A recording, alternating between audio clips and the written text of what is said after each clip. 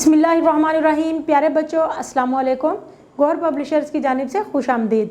हमारा मोटो है redefining the geography of education through digital resources for conceptual learning. मेरा नाम साजिदा नूर है। आज के इस वीडियो लेक्चर में हम गौहर निदाए उर्दू जमात शशुम के सबक नंबर 5 किसान और मुलाजिम की मश्क का बकिया हिस्सा करेंगे। तो आइए चलते हैं हासिलाते ताल्लुम की जानिब। प्यारे बच्चों, आज के इस लेक्चर के बाद आप इस काबिल हो जाएंगे कि इसम की अक़साम बेलहाज़े बनावट की पहचान और इस्तेमाल कर सकें, नसर पढ़कर खुलासा लिख सकें, मुहावरात को पहचान कर उनका सही इस्तेमाल कर सकें, मुतशाबे अल्फाज की बेलहाज़े एराब पहचान और इस्तेमाल कर सकें।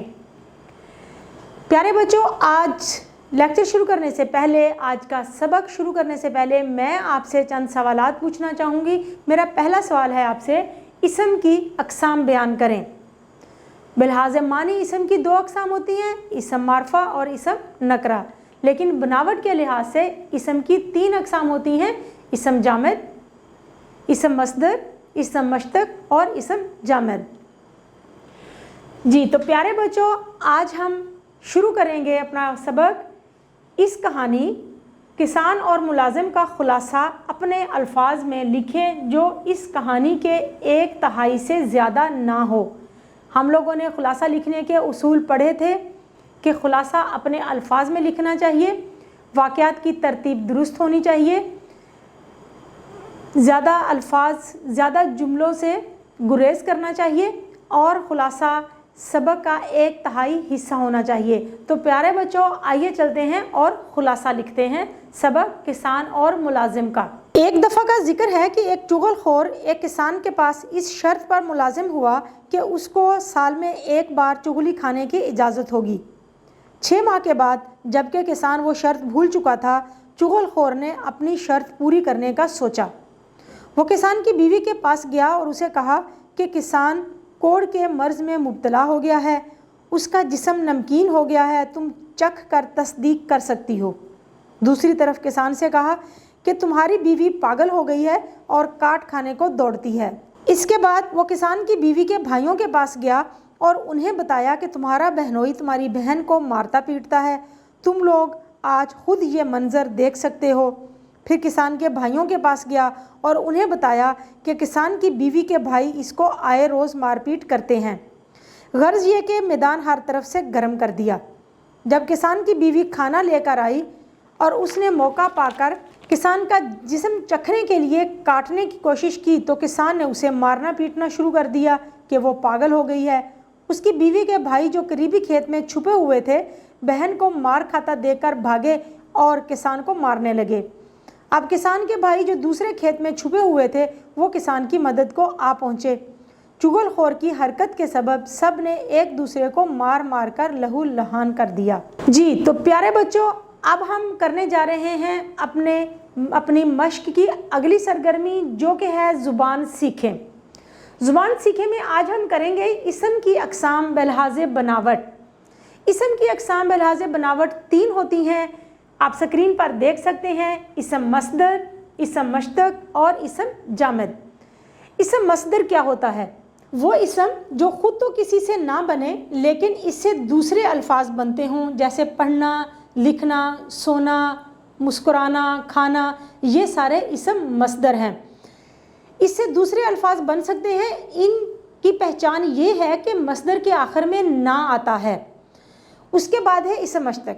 वो इसम है जो इसम मस्दर से बना हो। इसम मस्दर क्या है? जिसके आखिर में ना आता है। और इसम मश्तक क्या है? जो इसम मस्दर से बना हो, जैसे पढ़ना से पढ़ाई, लिखना से लिखाई और खोदना से खुदाई वगैरह। इसके बाद है इसम जामद। वो इसम जो ना किसी दूसरे इसम से बना हो और ना ही इससे कोई दूसरा लफ्ज़ या इसम बन सकता हो। मिसाल के तौर पर कलम, दरख्त, किताब, इनसे ना तो ये किसी से बने हैं और ना इनसे कोई दूसरा लफ्ज़ बन सकता है। जैसा कि हमने देखा, लिखना से लिखाई, मुस्कुराना से मुस्कुराहट। लेकिन यहाँ पर दरख्त तो किसी से मिलकर नहीं बना और ना ही इससे कोई और इसम बन सकता है। दरख्त दरख्त ही रहेगा, कलम कलम ही रहेगा, किताब किताब ही रहेगा। तो अब चलेंगे अपनी मश्क के सवाल की जानिब कि अब हमने करना क्या है। प्यारे बच्चों, हमने करना ये है कि इसम जामिद, इसम मस्दर और इसम मश्तक की तीन तीन मिसालें देनी हैं और उनको फिर जुमलों में इस्तेमाल करना है। तो आइए देखते हैं वो कौन कौन सी मिसालें हैं जिनको हम जुमलों में इस्तेमाल करने जा रहे हैं। इसम मस्दर में हमारे पास है खाना। खाना का जुमला बनाएंगे हम, बच्चे मिठाई खाना पसंद करते हैं। फिर है पकाना, वो खाना पकाना नहीं जानती। उसके बाद तीसरी मिसाल है पढ़ना, मैं ये किताब पढ़ना चाहती हूँ। इस मश्तक की मिसालें देखेंगे हम। मुस्कुराहट, मुस्कुराहट का जुमला है चेहरे पर मुस्कुराहट ही भली लगती है। लिखाई, अपनी लिखाई बेहतर करो ताकि अच्छे नंबर हासिल कर सको। थकावट, ज़्यादा काम की वजह से उसे थकावट हो गई। इसके बाद है इसम जामिद। इसम जामिद की मिसालें हैं रोटी, वो रोटी पका रही है। चाय, मैं चाय बना रही हूँ। बादल, बादल गरज रहे हैं। प्यारे बच्चों, हमारी मश्क में अगली सरगर्मी जो हम करने जा रहे हैं वो है मुतशाबा अल्फाज बिलहाज़े आराब।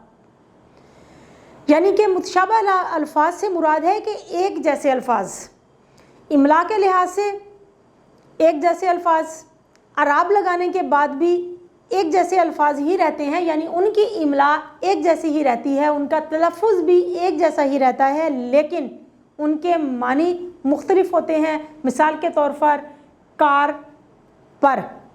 अब पर किसी चीज़ की हमने जब पोजीशन वाज़े करनी होती है तो हम लफ्ज़ पर इस्तेमाल करते हैं। मसलन किताब मेज़ पर है, लेकिन पर का मतलब परिंदे के पर जो वो इस्तेमाल करता है उड़ने के लिए वो भी होते हैं। तो प्यारे बच्चों, हम देख सकते हैं कि पर दो लफ्ज़ हैं, दोनों के ऊपर ज़बर है, लेकिन मानी दोनों के मुख्तलिफ हैं। तो अब हमने करना क्या है, हमें जो सवाल दिया गया है मश्क में वो ये है, दर्ज झेल मुतशाबे अल्फाज के जुमले बनाकर मानी का फ़र्क वाज़े करें। मतलब हमें लफ्ज़ दिए गए हैं, अराब के लिहाज से वो मुतशाबे अल्फाज हैं, दोनों अल्फाज की इमला भी एक जैसी है, दोनों के ऊपर आराब भी एक जैसे लगे हुए हैं, दोनों का तलफ़ुज़ भी एक जैसा है, लेकिन मानी दोनों के मुख्तलिफ हैं। अब हमने उनका फ़र्क वाज़े करना है। तो सबसे पहले हम देखते हैं, हमारे पास लफ्ज़ है बस। एक बस का मतलब होता है जो हम सवारी के लिए इस्तेमाल करते हैं, और एक बस का मतलब होता है जिसमें हम बस रोक देते हैं, मना कर देते हैं किसी को कुछ भी करने से। तो जुमले बनाएंगे हम बस।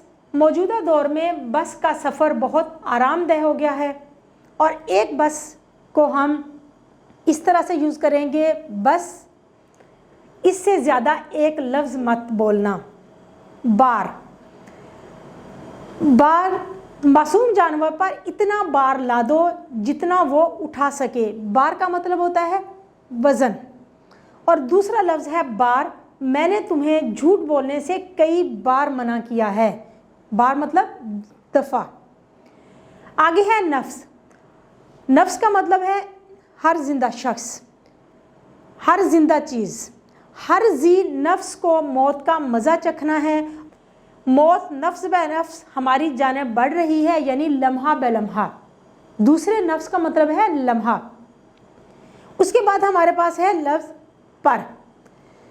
एक पर का मतलब है पोजीशन वाज़े करने के लिए जो हम लफ्ज़ इस्तेमाल करते हैं। मसलन किताब मेज़ पर रखी है, और एक पर का मतलब है परिंदे का जिस्मानी उज़्व जो वो उड़ने के लिए इस्तेमाल करता है।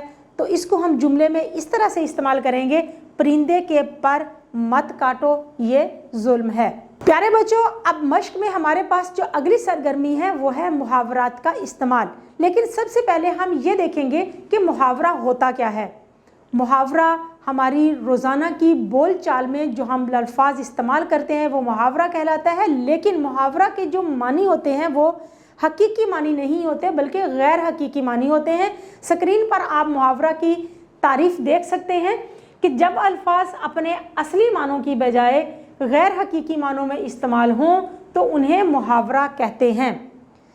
किस तरह से, यानी कि लफ्ज़ है पानी फेर देना, तो हम यहाँ पर इसका मतलब ये नहीं होता कि किसी चीज़ के ऊपर पानी फेर दिया गया, बल्कि यहाँ पर पानी फेर देना का मतलब है خراب کر دینا، تباہ و برباد کر دینا۔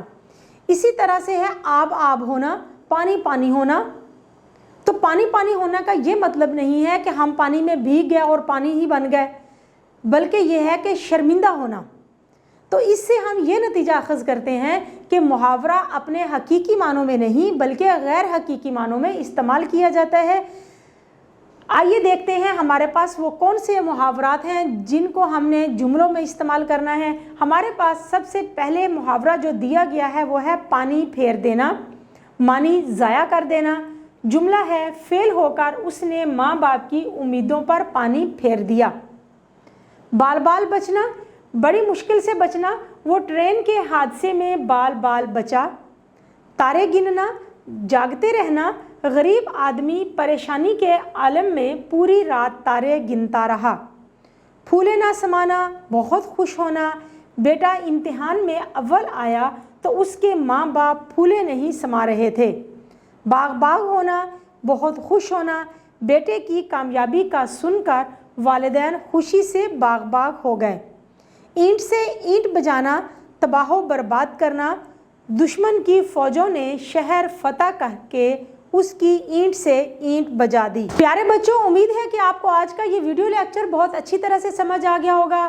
اپنے تعلم کو، اپنے فہم کو پختہ کرنے کے لیے سبق کی بلند خوانی ایک مرتبہ پھر کرنی ہے آپ نے، تاکہ اس کا خلاصہ لکھنے میں آپ کو آسانی ہو جائے، کہانی بیان کرنے میں آپ کو آسانی ہو جائے۔ انشاءاللہ اگلی ویڈیو میں اگلے لیکچر کے ساتھ پھر ملیں گے، تب تک کے لیے اللہ حافظ۔